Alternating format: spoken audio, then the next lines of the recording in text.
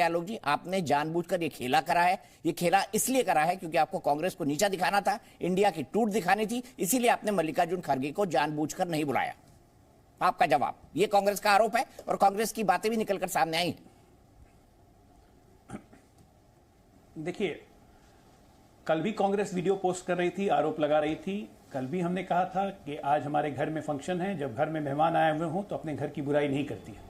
हम तो इन्हें अपने घर का ही मानते हैं, देश का मानते हैं। ये हमारी समस्या नहीं है कि अपने आप को इस देश का नहीं मानते हैं।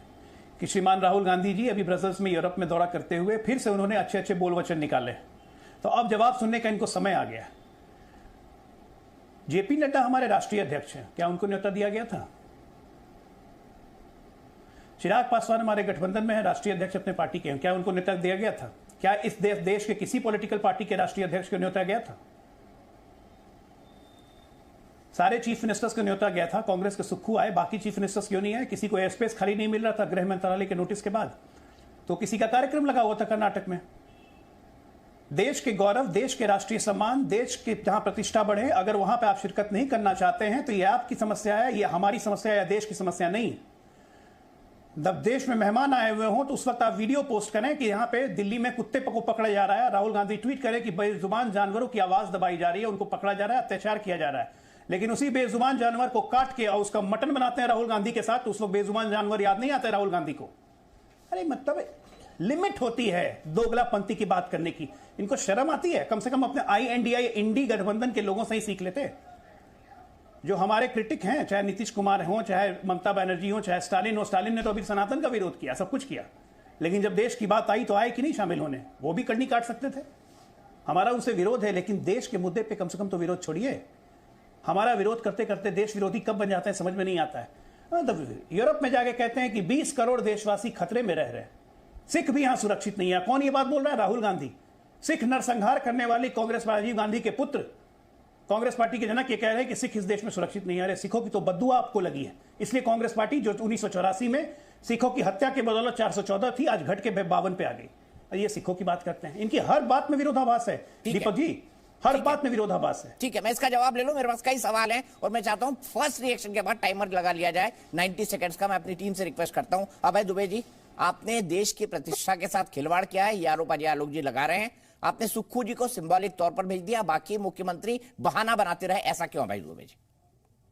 देखिए दीपक चौरसिया जी, हम हतप्रभ बिल्कुल नहीं है।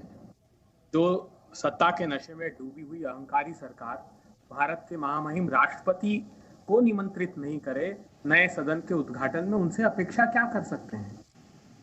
सदन के बाहर लिखा हुआ है जो ये वक्तव्य दे रहे हैं, हमारे सनातन धर्म का मूल मंत्र, उदार चरितानाम तु वसुधैव कुटुंबकम। उदार चरित्र के लोग पूरी वसुधा को कुटुंब मानते हैं, और आप अपने ही लोगों को, खड़गे साहब नेता प्रतिपक्ष है राज्यसभा में, अगर आमंत्रित कर लेते तो क्या आपका मान घट जाता? आज मेरा सीधा आरोप है कि प्रधानमंत्री जी जो इतना अपनापन और प्यार दिखा रहे हैं, ये उत्तर प्रदेश में बुरी तरह धोसी की जो हार हुई है उससे भयाक्रांत हैं। अब इनको इस बात का आभास हो गया है कि 24 में इनकी सरकार आने वाली नहीं है। ये सिर्फ प्रतिपक्षी दलों के साथ ही दुर्व्यवहार नहीं किया, G20 है क्यों? G20 का प्लेटफॉर्म इसलिए बना है कि वो क्लाइमेट चेंज पर चर्चा करे, वो सस्टेनेबल डेवलपमेंट पर चर्चा करे, वो जियो पॉलिटिक्स से जियो इकोनॉमिक की तरफ डाइवर्ट हो गया। मैं पूछना चाहता हूं प्रधानमंत्री जी से छोटी छोटी 3-4 बातें। प्रधानमंत्री जी ये बताइए, अमेरिका GSP से बाहर हो गया, जनरलाइज सिस्टम ऑफ प्रेफरेंस, जिसमें 1000 आइटम हम एक्सपोर्ट किया करते थे अमेरिका को, क्योंकि वो हमारा ट्रेड प्लस पार्टनर था। और उसने आरोप लगा के, ट्रंप साहब के समय आरोप लगाया उसने कि भारत हमारी अर्थव्यवस्था पर कुठाराघात कर रहा है, इसलिए हम अब ड्यूटी फ्री इंपोर्ट को अलाउ नहीं करेंगे। ये कहते रहे कि नहीं, हम कन्विंस करा लेंगे, हम मना लेंगे। प्रधानमंत्री जी जब ट्रंप से गले मिले थे उसी दिन उन्होंने निर्णय ले लिया था। प्रधानमंत्री जी, अमेरिका पेरिस कन्वेंशन से बाहर हुआ, क्लाइमेट चेंज के भारत को नुकसान हुआ, क्या आपने बात की इस संदर्भ में? आपने कोई चर्चा नहीं। प्रधानमंत्री जी, भारत के जो क्लाइमेट चेंज के जो हित हैं, आपने बायोडायवर्सिटी एक्ट को डाइल्यूट कर दिया, आपने एनवायरमेंटल कमिटी जो सुप्रीम कोर्ट के अधीन काम करती थी, एम्पावर्ड कमिटी, उसको मंत्रिमंडल के अधीन करके भारत के पर्यावरण के हितों पर कुठाराघात किया। जब आपने आदिवासी आयोग ने आपकी इस बात की खिलाफत की कि आपने ग्राम सभा की जो अनुमति होती थी, जो कि आप फॉरेस्ट लैंड एक्वायर करते थे, उसमें ग्राम सभा की अनुमति होती थी, उसके क्लॉज को खत्म कर दिया। तो क्लाइमेट चेंज को भी आपने बहुत एडवर्सली अफेक्ट किया। आखिरी बात मैं पूछना चाहता हूं, प्रधानमंत्री जी, मुझे याद है दीपक चौरसिया जी ने बहुत डिबेट इस बात पर की थी 2014 में।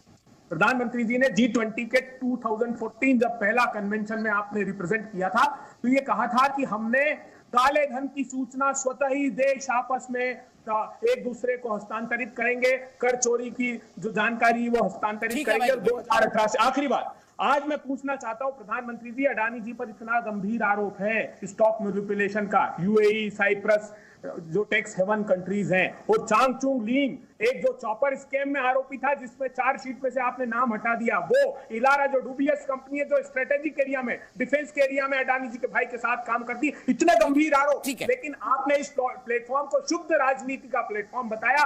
और इंडिया और भारत की लड़ाई ऐसे समय जब विश्व के सारे देश हमारे साथ थे, और भागवत जी का वो वक्तव्य कि अखंड भारत, तो जो देशों को हमने आमंत्रित किया था उनको भी कब्जाने की ये बात कर रहे हैं, तो मुझे लगता है कि एक बार फिर से इनको विचार करना चाहिए। अगर समूचे देश को एक मानते हैं तो ऐसा व्यवहार सब प्रतिपक्षी दलों के साथ। 90 सेकंड का टाइमर प्लीज, 90 सेकंड का टाइमर प्लीज। और अभय भाई, मैं आपसे एक रिक्वेस्ट करूंगा, आप स्काइप पे जुड़े हुए हैं, आप आगे आएंगे, आप बहुत जोर से बोलेंगे, आपकी आवाज खत्म हो जाएगी। ये एक तकनीकी समस्या है, इसलिए मैंने पहले बता दिया। अजय आलोक जी, आपका जवाब। ये गढ़ा है आपने, सिर्फ मल्लिकार्जुन को न बुलाने के लिए आपने तर्क कर दिया कि जेपी नड्डा जी को नहीं बुलाया। यही तो इनका कहना है कि जानबूझकर इंडिया में आपको खेला करना था, फूट दिखानी थी।